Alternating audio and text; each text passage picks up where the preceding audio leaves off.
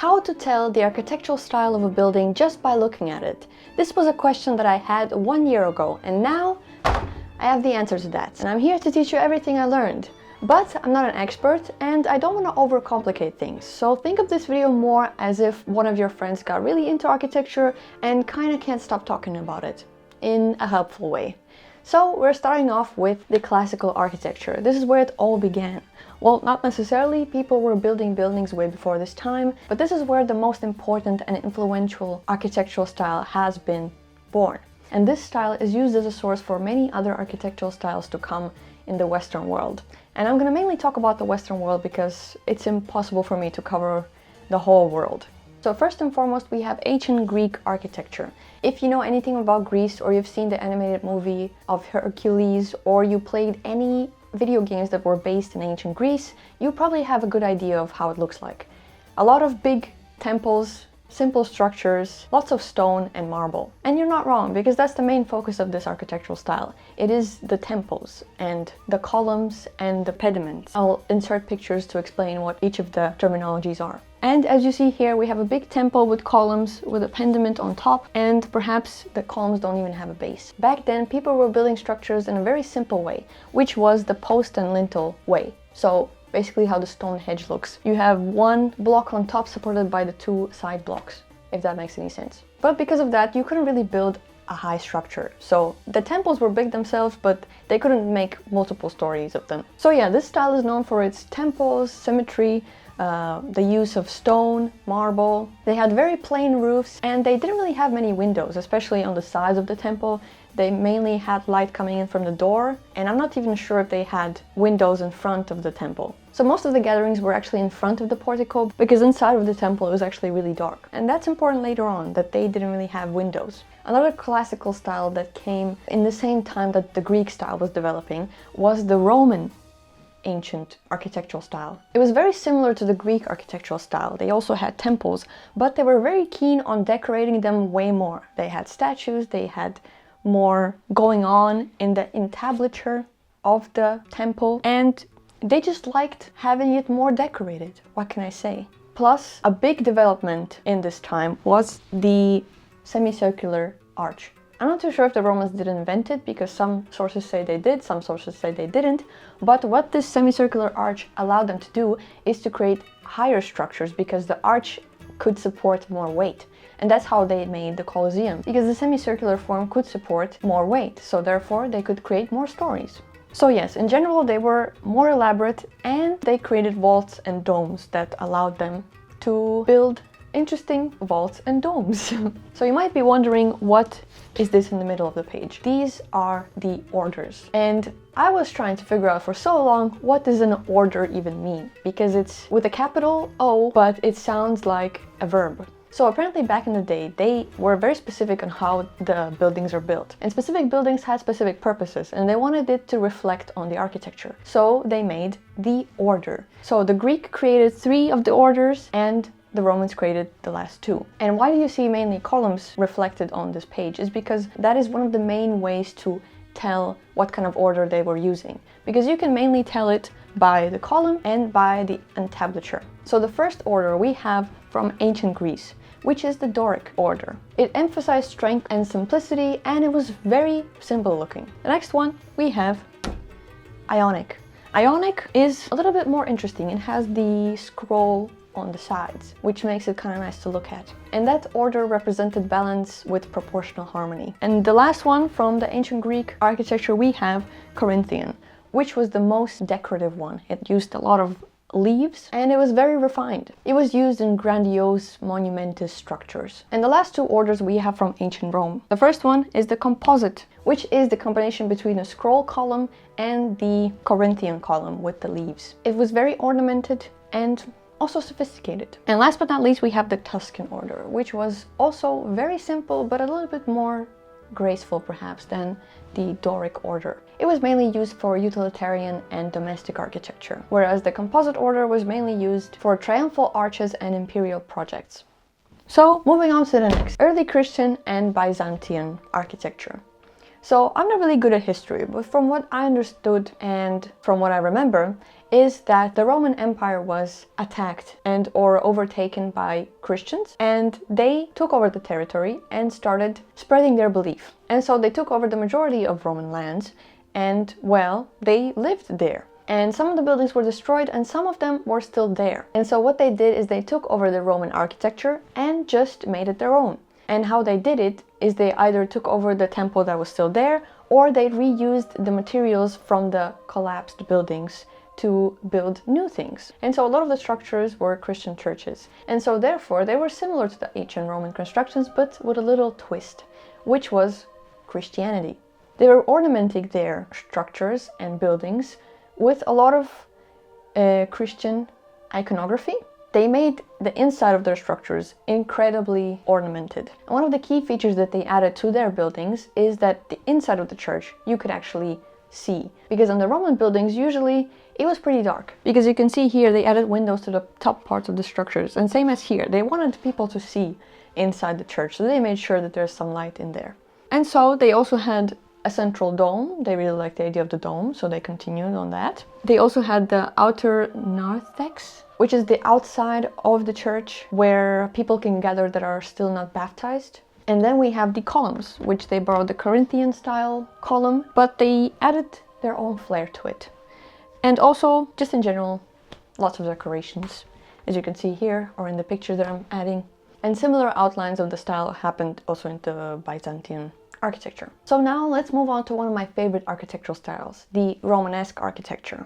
This style is still kind of based upon the ancient Roman style. They still kept the semicircular windows and the semicircular arches, but they went and added way more stuff into the architecture. And mainly the ornamentation. They went crazy on that stuff. Not only was it geometrical, but oftentimes stuff would just mismatch, especially columns or any other decorative surface that you can find. But columns in particular, you could just see one after the other. They would just have different decoration and ornamentation on it and not really matching each other. Plus, doors. They really like to decorate the outside of the door with just a lot of ornamentation and carvings and different types of geometry, animals, leaves, whatever they would see, find, or think of. Also, this is the time where people really liked having grotesque animals and or humans displayed on the architecture itself. Maybe one of the reasons could be that anatomy wasn't really fully understood back in this time, so they were just creating really weird looking creatures.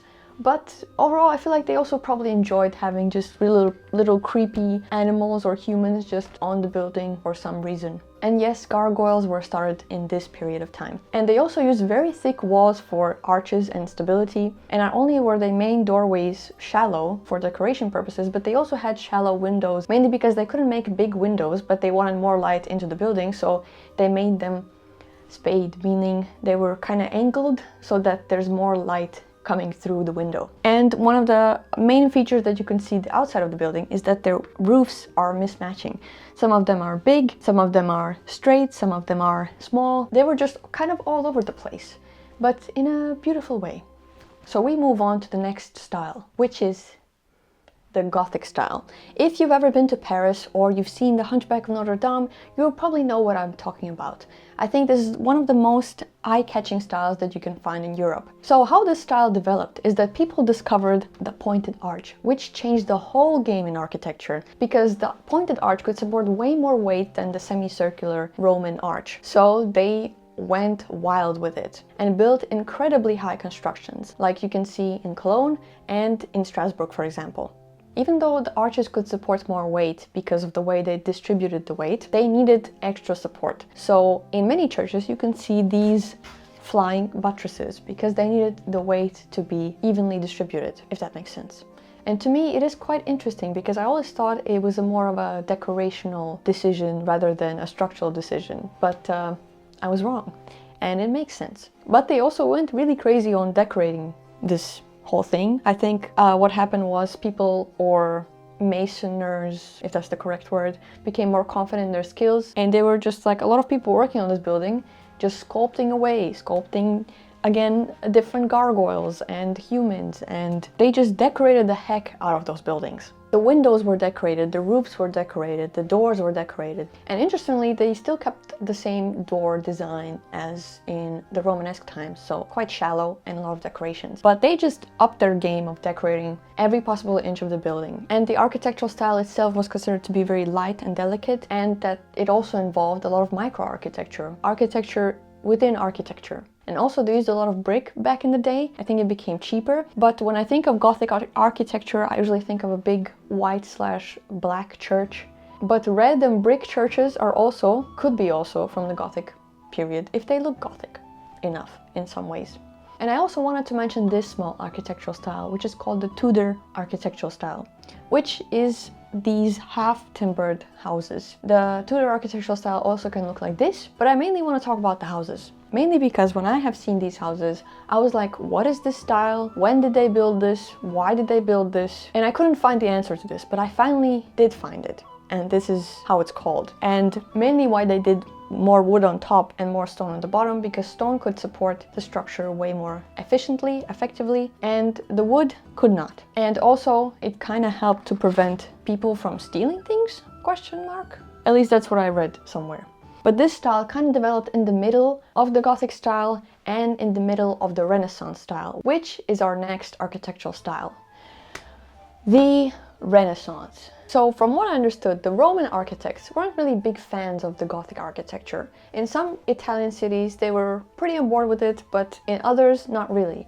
So what they did is they decided to make their own new style. In some countries the Gothic style was longer, and in others it was shorter. And in Italy it was shorter because they decided to flip the script and make their own new thing. And the new thing was actually based on the old thing, meaning they based their architectural style back to the classics. They decided to go back to the ruins and study what they did in ancient times and how they could incorporate it into the new era that they wanted to be in. So yeah, they basically took the classical architectural styles, but they kind of ignored the rules / the orders that we talked about before. The order that certain buildings have to have certain structures. They were like, let's mix it up a little bit, let's make it a little bit more fun. And so they brought back the rounded arches and windows, and they wanted to achieve beauty through proportions. That's why they had a big emphasis on symmetry. For example, this is a classical representation of what a Renaissance building would look like. It is very similar to the Roman buildings, but in some ways a bit less ornamentation, and in some ways a little bit more. They brought back the pediment, which is the big triangle on top. They liked adding a lot of columns to things, having a colonnade, and having pilasters, which are kind of like columns, but they're in the wall. I think that's the time where they popularized this type of decoration. And they used the Corinthian order the most, and they also invented, I think, the giant order, which is basically an order / column that extends the height over 2 or more stories. So it kind of looks like this. So the Renaissance period started early in Italy, but it soon also spread to other countries. But they had their own way of renaissancing their country or their buildings. For example, in the North Sea, they really liked decorating their gables, which are like, I'm going to show you a picture of what a gable is. But this is also a gable that's like super decorated. You can see them in Gdansk and in Amsterdam, if I'm not mistaken. However, in Italy, of course they made beautiful buildings, but the main view of Rome, you have a lot of flat roofs, a lot of orange flat roofs. However, in France, they really like their hipped roofs, very tall, hipped roofs. So, and also they made windows like this. They kind of like those. And so we're moving on to the next, which is the Baroque and Rococo times. So what they did here is they took what Renaissance did, but they were, again, we need to add more decoration. They, again, just like started decorating their buildings in a crazy way. They added more gold, they added more leaves, more animals, more people. They just started decorating the hell out of their buildings. So what's the difference between Baroque and Rococo? Well, they have a lot of similarities, but they also have some differences. The similarity is that they were very exaggerated and heavily decorated, as I mentioned before, but more specifically, Baroque was an Italian-ish style. And what it aimed to do is to bring back people to church. from what I understand and remember, people were starting to lose faith in a certain religion, and they just wanted people to come back and maybe be even scared to not be religious, and they made buildings that were more grand and more dramatic. And you also could see in the art that it reflected that style, that it was more grand, but it was also more dark. On the other hand, Rococo was kind of known to be more French. It is more light, very decorative, and pastel. Maybe you've seen palaces that were very pink or light blue colors. Usually the building is in that color. I feel like they're most likely from the Rococo times. And this style was more about nobility, if that's the correct word. This is the style of the rich people. They wanted to show off their richness and or spend their tax money into making these beautiful palaces, right? So this is more about religion, and this is more about being a rich person in the 17th century. Yeah, Rococo was more asymmetrical. They had C curves, especially with their stair baluster, so the sides of the stairs. They were very decorative, I think made out of iron. They used scrolls, shells, and swags to decorate their surroundings. It was just a lot. Both of the styles are just a lot happening in a good way, in a nice way, but still, you know, where did the money come from? Another feature of Baroque architecture is the dropped keystone, so like a little stone above the window, and the urns. I think urns were popular in Baroque and in Rococo. Just like you see these ginormous urns next to the stairs, or you know, you have the landscaped gardens and there's like big statues and big urns as well. And also what these two styles had in common is the broken pediment. So in ancient architecture, they used pediments above the portico, but here they decided to use them above windows and use them a lot. And not only that, but they also made them broken. So they could be broken right here, they could be broken on top, and ornamented a lot on the inside. Both of these styles had them, and it was an interesting, I guess, change of scenery. And what you see here, it is a big Baroque building. What is interesting about this building is when I was researching famous building for Baroque architecture, this one popped up. But when I was also researching famous buildings for Renaissance architecture, this building also popped up. And I was like, what's happening? What's going on? Is the internet lying to me? Is one of them incorrect? And interestingly enough, this building is actually quite unique, and perhaps not that unique. Most of this building was built in the Renaissance times, but the finishing touches / the ornamentation of the building was built in the Baroque time. I don't fully remember what happened. Maybe the architect passed away, or they just didn't have enough money to finish the project, and or the project was just too big, and therefore it just, you know, took a while to finish it, and then other architects took over to finish it up. But this building is both true to be from the Renaissance and from the Baroque times, which I found very interesting. And I think it is not as uncommon of a phenomenon as we might think it is. And so, next up we have the Palladian architecture. I think initially this was one of the most boring architectural styles that I was learning about, but it actually turned out to be quite interesting. So this architectural style was created by Andrea Palladio, who was a Venetian architect, or architect of the Venetian Republic. He was alive between 1508 and 1580 years. But this architectural style was more popular 1 or 2 decades later, after he was gone. So what happened is that he was a very good architect during his time. He made a lot of beautiful buildings, but he also wrote a lot of books about his buildings. And what makes his architecture different from other people's architecture is that it was crazy symmetrical. It was insane how symmetrical it was. There's this villa that he made somewhere. I'm gonna insert also pictures, and it was just incredibly symmetrical from all sides. It felt like this man had some kind of form of OCD, how symmetrical his buildings were. It is impressive. He made a couple of buildings, or more than a couple, mostly specializing in villas, and he also made, I think, a couple of churches. But then people found his books and were inspired by his work, that they brought back the architectural style, mainly in England and American colonies. The buildings that were made in this time were mainly villas and country houses, so not really big structures. Well, maybe some of them. Like here we have the University of Virginia, which was based on the Palladio architecture. But a lot of just, you know, country homes, they look like this. And the main way to tell apart if it's the newer version of the Palladian architecture or the older version is the way that they use the materials and also, well, the location, because American colonies were not really a thing during the Renaissance, was it? Yeah, they developed their specific Palladian windows that look like this and like this. And so this architectural style was based on the Renaissance style, which was based on the Roman style, if that makes sense. So yeah, next up we have the neoclassical. Neoclassical architecture. This was the time of enlightenment and where people were focusing on more on science and logic, and they wanted something new to represent that. So once again, the architects decided to look back at the ancient times, where everything was structured and pure and correct in a sense. And that's what they wanted to bring to this new era. In this era, the architects were a little bit more interested in the Greek ancient architecture rather than the Romans, but it's kind of a mix of both.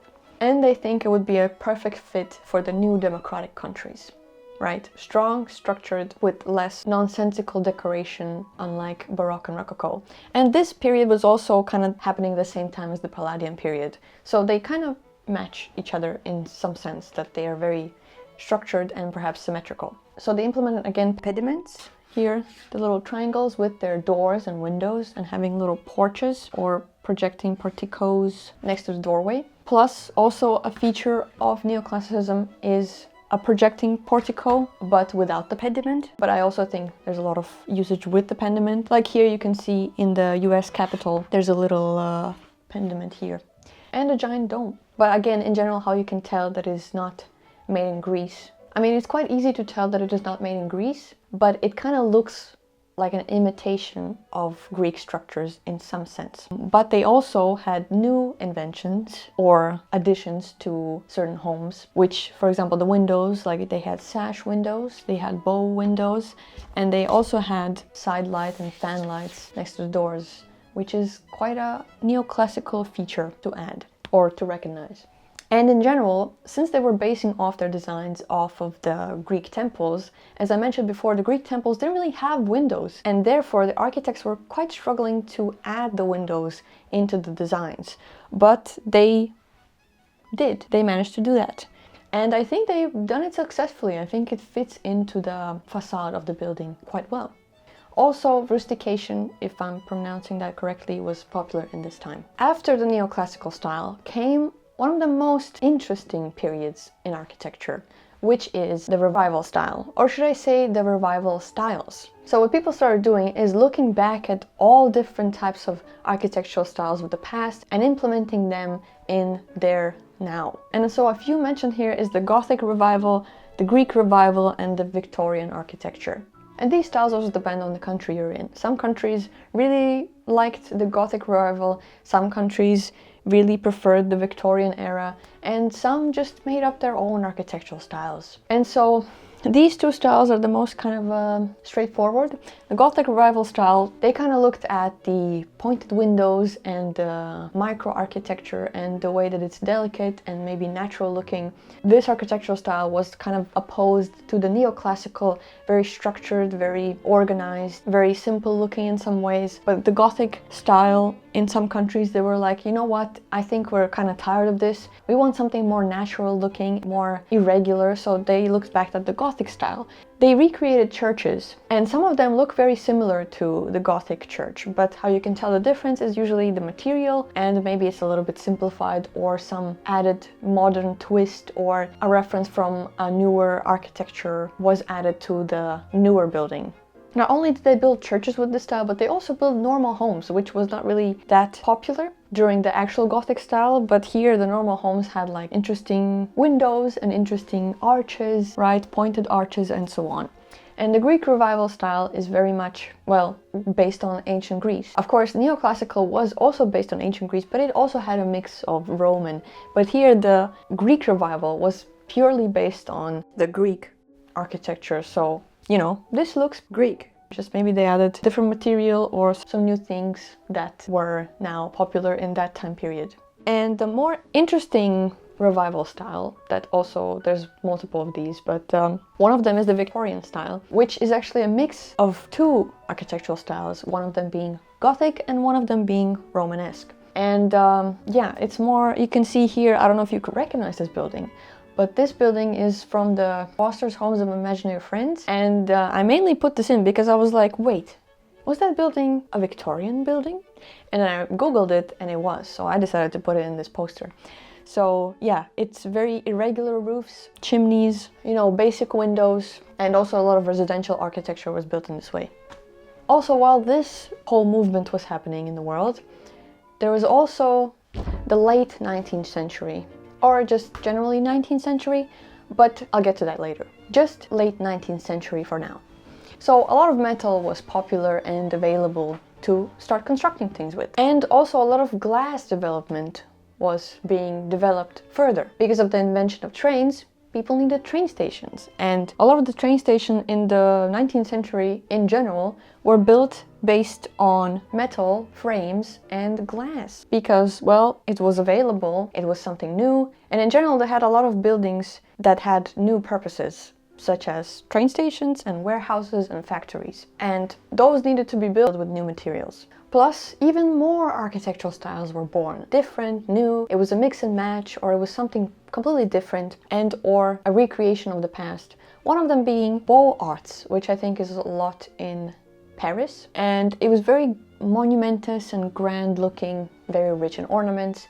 And we also have the eclecticism, which this building I think is in Spain. It looks very interesting. It kind of looks like it's based on maybe Gothic in some ways, but built with perhaps different material. So it's very different looking, very new. And a lot of buildings were built in this new style and or revival style, like residential, museums and public spaces in general. Last but not least, of course, I had to mention Art Nouveau, which is also seen in Paris, but it is also seen a lot in Riga. It is a very interesting style developed in the late 19th century. A lot of metal, a lot of organic, sinuous lines, a lot of florals, a lot of weird looking faces. I think we reached the last architectural style on my list, which is modernism. I think modernism is the architectural style that we're most familiar with, especially if you live in a more boring looking residential area. And well, modernism started in the 20th century, and if I understand it correctly, it's still kind of relevant now, but when I Google of what kind of architectural style do we have nowadays, it is more contemporary modernism. So very big, very loud, very interesting looking. And so this is the beginning of modernism. What happened here is that people were kind of sick and tired of all this revival stuff. They were like, guys, we need to calm down with the ornaments, we need to make something new.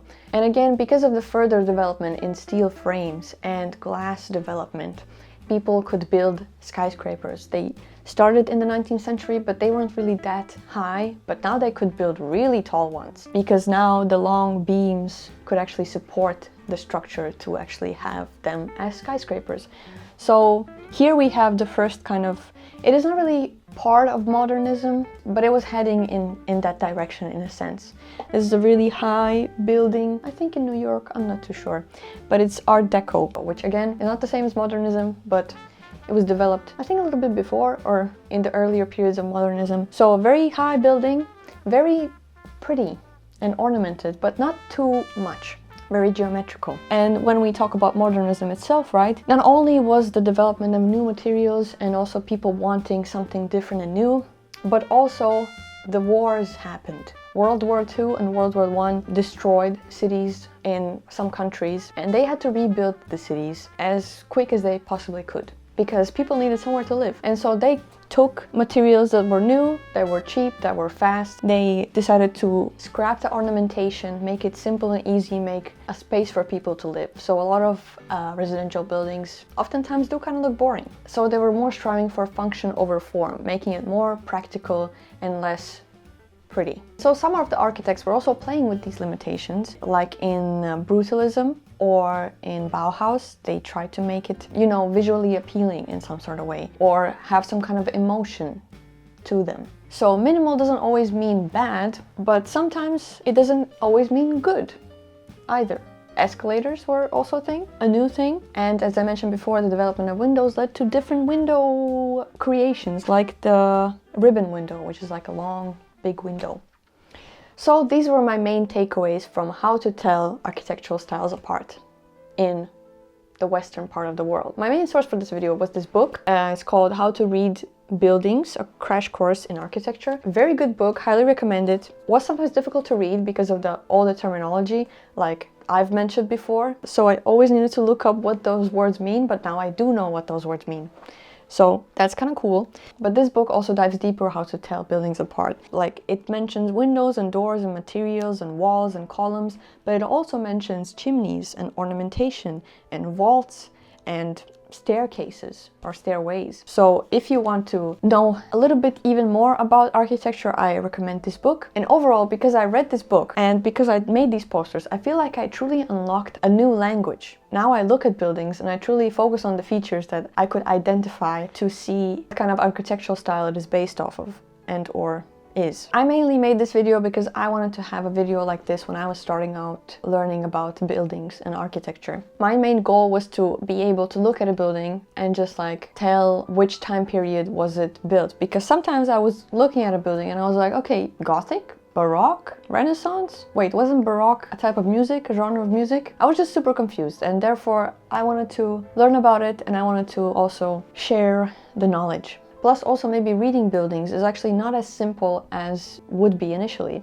because buildings evolve throughout times. Like we saw in the example of the building that's built in the Renaissance but finished up in the Baroque times, it has a combination of both styles. And some buildings evolve with the times, so people start adding stuff to it, either stories or changing up the windows or changing up the doors. And therefore, if you look at a building, you might think, oh, I think it's built in the Gothic times, but it has like this weird balcony that's definitely not from the Gothic times. Like, what's happening with this building? And that's, I guess, how life is. It's not really straightforward. It's a bit complex and layered. So I hope it helped, or it was entertaining in some way. And I was happy to have you here, and I'll see you next time.